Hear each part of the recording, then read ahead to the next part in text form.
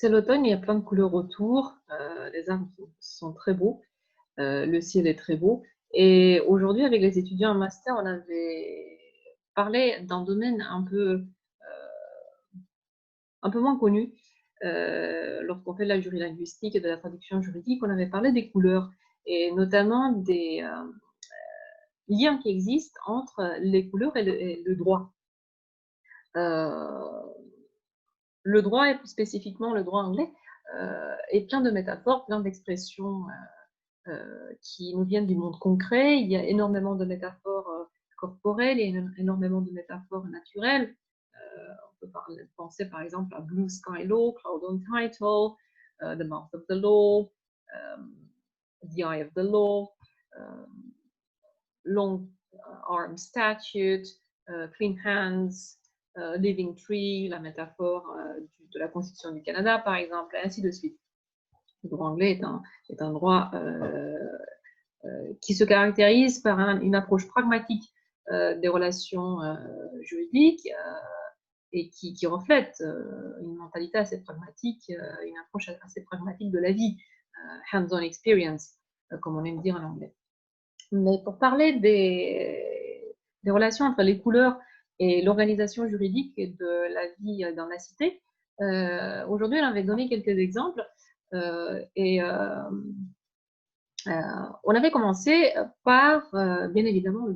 domaine des délits, des crimes, crimes plutôt en anglais, avec white collar crime, la criminalité financière en col blanc, blue collar crime, des délits qui sont commis par des personnes qui appartiennent à des classes de revenus ou des classes sociales moins importantes que ceux qui appartiennent à l'élite des white collar crime. À l'origine, un white collar signifie le col blanc de la chemise, donc c'était les personnes qui travaillaient dans les bureaux, qui avaient donc atteint un statut professionnel, un statut social beaucoup plus important que ceux qui étaient dans des bleus de travail. D'ailleurs, ça nous ramène à l'idée du bleu de travail, qui était le bleu de travail, un des droits qui ont été obtenus par les ouvriers qui s'étaient battus au XIXe siècle, grâce et avec leurs syndicats, pour que les patrons leur offrent des vêtements de travail,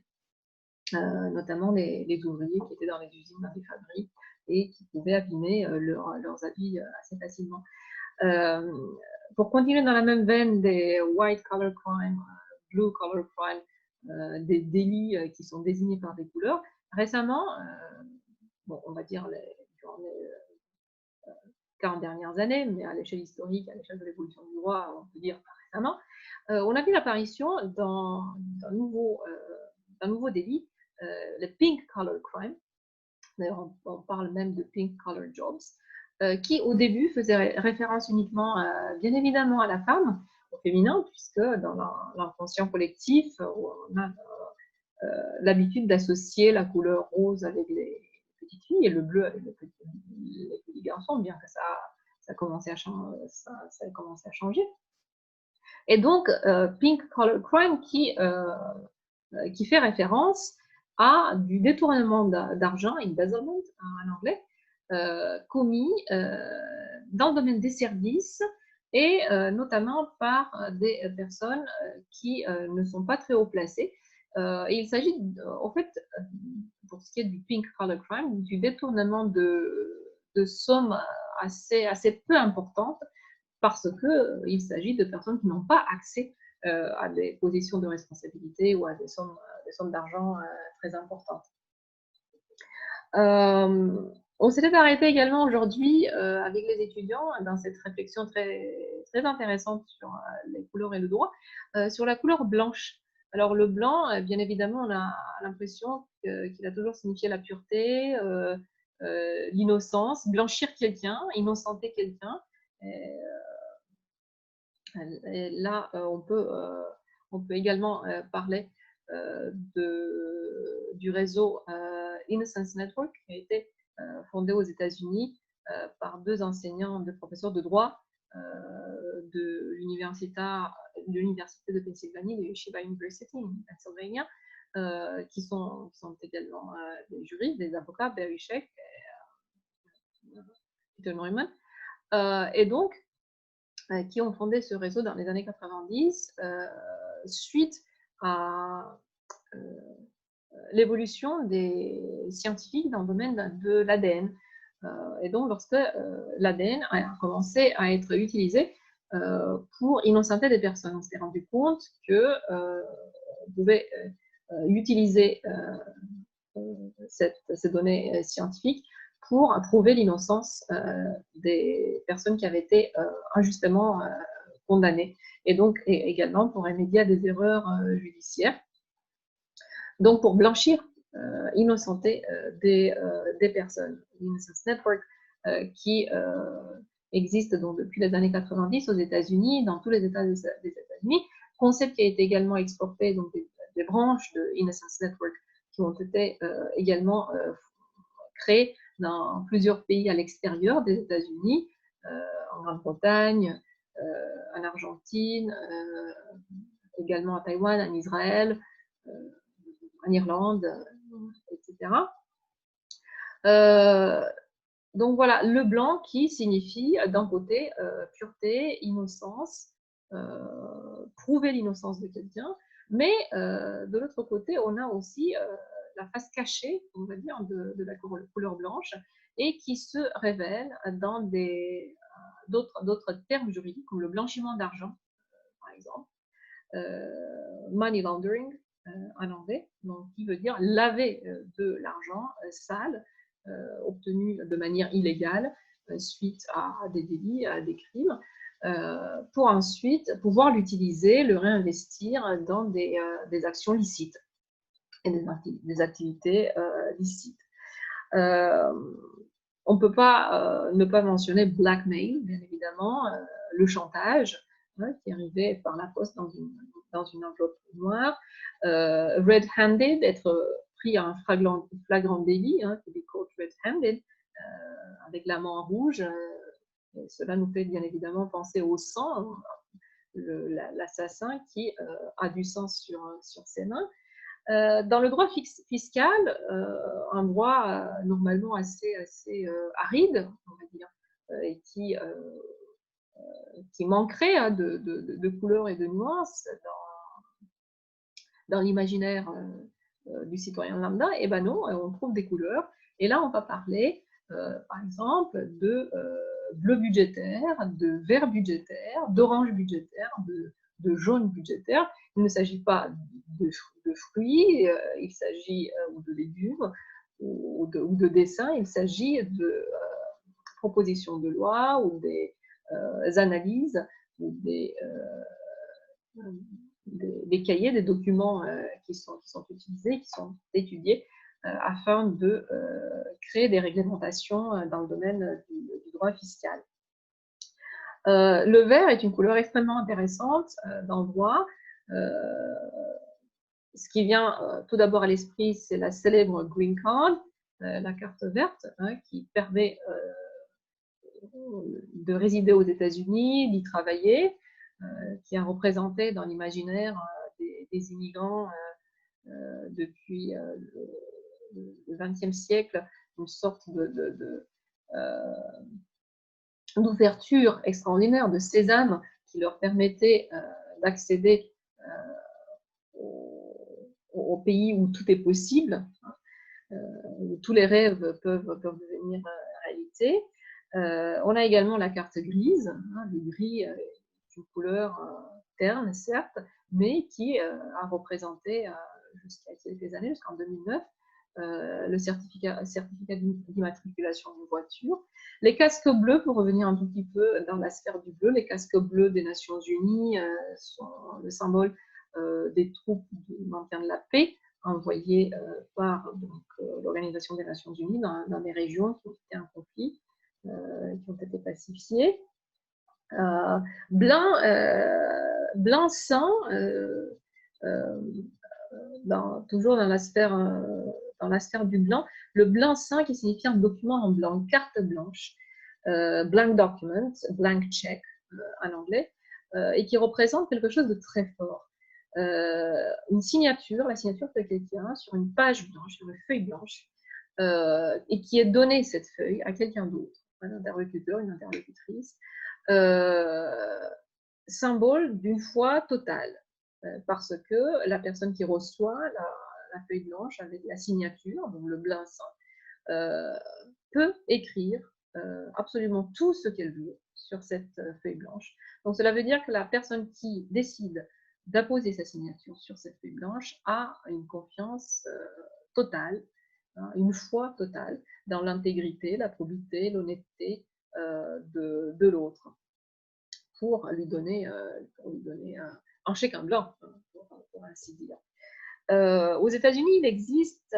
dans la catégorie de la couleur orange, il existe un Orange Book dans lequel sont inscrits les médicaments qui ont été approuvés par l'agence américaine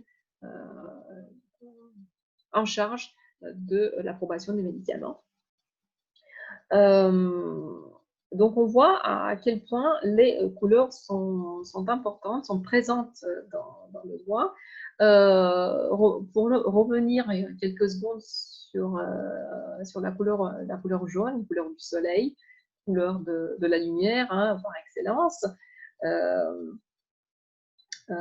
On parle aux États-Unis de Yellow Book, qui veut dire un audit comptable, de Yellow Sheets dans les entreprises. Également dans les universités, où cela désigne la liste des postes vacants. Mais le jaune n'a pas toujours été la couleur de la confiance, la couleur de la lumière. C'est plutôt une couleur qui a inspiré de la méfiance, qui a été utilisée pour marquer d'un symbole de méfiance certaines catégories de la population. Et ici, je pense à la célèbre étoile jaune